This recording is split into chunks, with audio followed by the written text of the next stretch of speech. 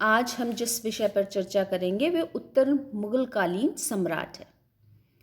मार्च 1707 में औरंगज़ेब की मृत्यु के साथ ही मुगल इतिहास ने नया मोड़ लिया। औरंगज़ेब के समय तक मुगल साम्राज्य अपने विस्तार की चरम सीमा तक पहुंच चुका था, परंतु काफ़ी हद तक उसने मुगल साम्राज्य को आर्थिक, राजनीतिक, नैतिक और सैनिक दृष्टि से दुर्बल बना दिया था। उसकी मृत्यु के साथ ही उसके उत्तराधिकारियों के समय में शक्तिशाली एवं वैभवशाली साम्राज्य का विघटन और पतन प्रारंभ हो गया। उसकी मृत्यु के 50 वर्षों के भीतर ही हम देखते हैं कि भारत में अनेक नई शक्तियाँ क्षेत्रीय राज्य स्थापना करने में सफल हुई। भारत पर विदेशी आक्रमण हुए, मुगल सम्राट की शक्ति एवं प्रतिष्ठा नष्ट हो गई तथा मुगल दरबार गुटबाजी और षड्यंत्रों का अखाड़ा बन गया।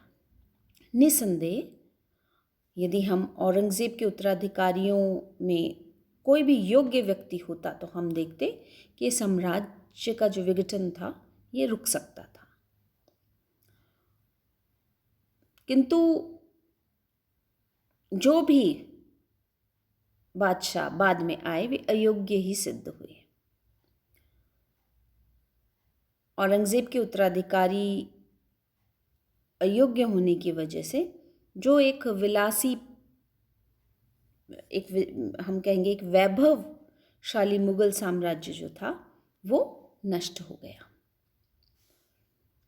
अब हम औरंगज़ेब के उत्तराधिकारियों की बात करें तो हम देखते हैं कि उसकी मृत्यु के समय उसके 3 पुत्र मुअज़्ज़म, आज़म और कामबख्श जीवित थे और इनमें मुअज़्ज़म उत्तर पश्चिमी सीमा पर, आज़म अहमदनगर के निकट और कामबख्श बीजापुर में था।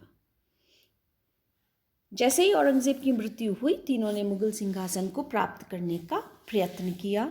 20 जून 1707 को मुअज़्ज़म और आज़म के बीच आगरा के पास जजमऊ नामक स्थान पर उत्तराधिकार युद्ध हुआ, जिसमें आज़म की पराजय हुई। मुअज़्ज़म बहादुर शाह के नाम से हिंदुस्तान का फिर सम्राट बना। अब उसने कामबख्श की ओर अपना ध्यान केंद्रित किया और बीजापुर में उसने अपने आप को बादशाह घोषित कर दिया था। किसने? कामबख्श ने। जनवरी 1709 में दोनों भाइयों के बीच में हैदराबाद के निकट युद्ध हुआ और इसमें कामबख्श की हार हुई।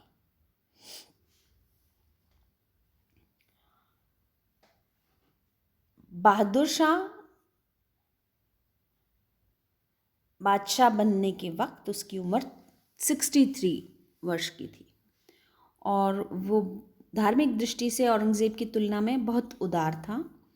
ऐसा माना जाता है कि यदि वो अधिक समय तक जीवित रहता तो संभवतः औरंगज़ेब के समय में जो अनुदार की नीति थी वो धीरे धीरे समाप्त हो जाती। बहादुर शाह ने औरंगज़ेब की भांति राजपूतों को अपने अधिकार में रखने की चेष्टा करी, किंतु वो उस उद्देश्य में ज़्यादा सफल नहीं हो पाया और उसे राजपूतों से समझौता करना पड़ा। राजपूतों के पश्चात बहादुर शाह ने सिखों की ओर ध्यान दिया और गुरु गोविंद सिंह के पश्चात उनके उत्तराधिकारी बंदा बैरागी ने सिखों को नेतृत्व प्रदान किया था। उन्होंने मुगलों के साथ अपना संघर्ष जारी रखा।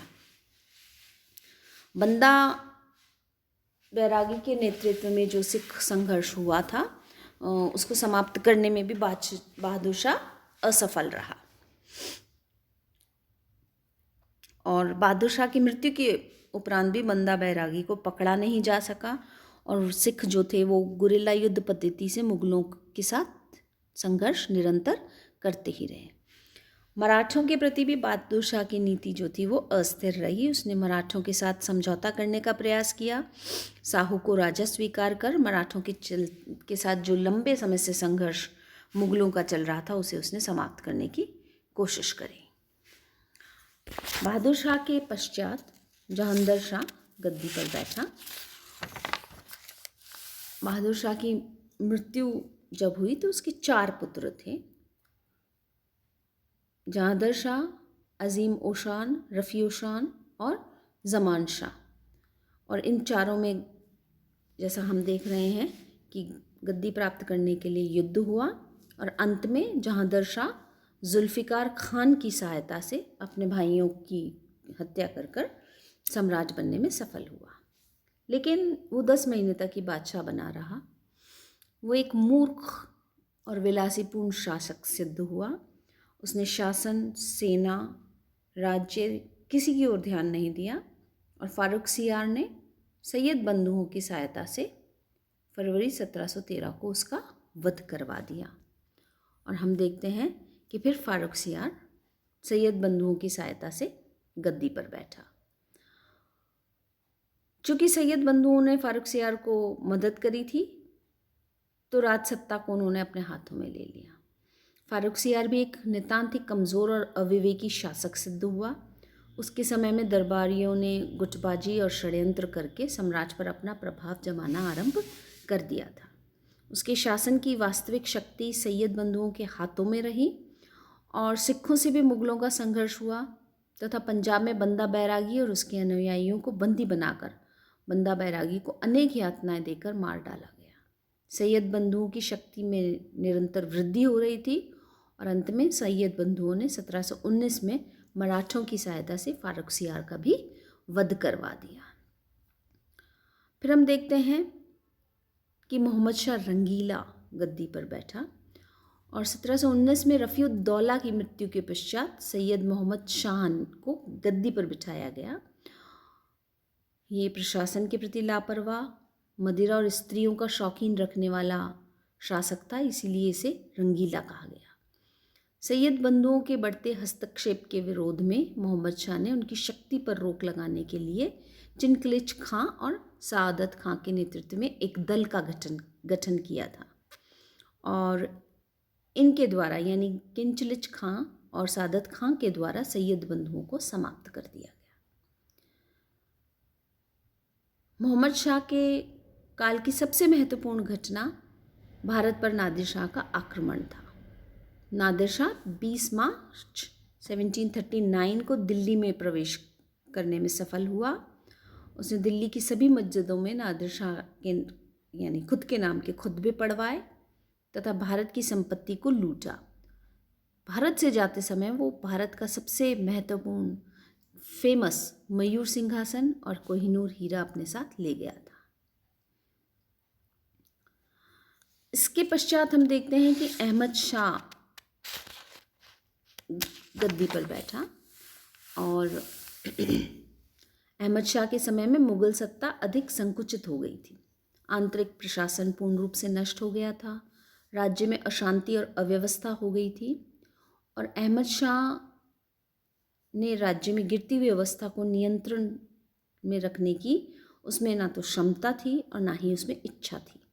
दरबार के अंदर गुटबाजी, दलबंदी बढ़ती चली गई। मराठों ने दिल्ली पर अपना प्रभाव बढ़ा दिया। मुगल बादशाह की दयनीय स्थिति को देखते हुए अहमद शाह अब्दाली ने भी भारत के ऊपर आक्रमण किया। पहले नादिर शाह ने किया और फिर अहमद शाह अब्दाली ने किया और अहमद शाह अब्दाली ने पश्चिम उत्तर सीमा प्रांत और पंजाब पर अपना अधिकार बना लिया। इन परिस्थितियों में वज़ीर इमादुल मुल्क ने जून 1754 में अहमद शाह को गद्दी से उतरवाकर उसे कारावास में डलवा दिया और फिर हम देखते हैं कि आलमगीर गद्दी पर बैठा और ये भी एक अयोग्य और निकम्मा शासक प्रमाणित हुआ था। उसके समय में अहमद शाह अब्दाली ने अपने चौथे आक्रमण के द्वारा दिल्ली में प्रवेश प्राप्त कर लिया। वहाँ उसने लूटमार करी और लौटते समय उसने वज़ीर इमादुल मुल्क को उसने की सहायता से यानी हम कहते हैं देखते हैं कि आलमगीर ने नादिर शाह को आराम से दिल्ली के भीतर आने दिया था और जब नादिर शाह लौट गया तो फिर इमादुल मुल्क ने आलमगीर द्वितीय की हत्या करवा दी और अब शाह आलम द्वितीय को गद्दी पर बिठाया गया। 1759 में आलमगीर द्वितीय का पुत्र अली गौहर शाह आलम द्वितीय के नाम से गद्दी पर बैठा।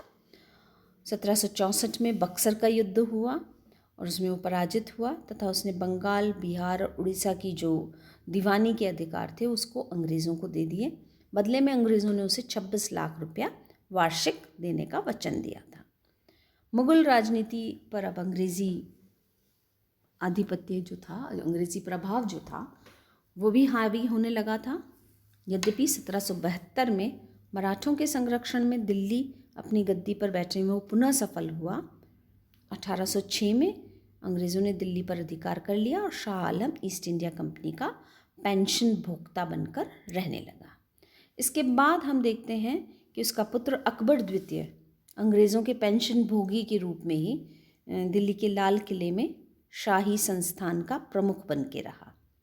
हालांकि उसने शाही खिताब का ज़्यादा उपभोग नहीं किया और 1837 ईस्वी में उसकी मृत्यु हो गई। अकबर द्वितीय के बाद बहादुर शाह द्वितीय, जो कि उसका पुत्र था, वो मुग़ल वंश का अंतिम शासक के रूप में गद्दी पर बैठा।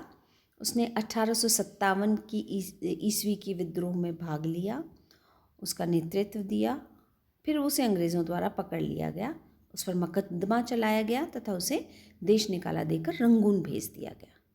हम देखते हैं 1862 में उसकी मृत्यु हुई और इस प्रकार बहादुर शाह जफ़र की मृत्यु के साथ मुग़ल वंश का जो सूर्य था वो सदा के लिए अस्त हो गया। तो जो वैभव मुग़लों का था वो औरंगज़ेब के बाद हम देखते हैं कि उसके उत्तराधिकारियों ने उस पूर्ण वैभव को समाप्त कर दिया, जिसका पूरा फ़ायदा उठाया गया अंग्रेज़ों के द्वारा।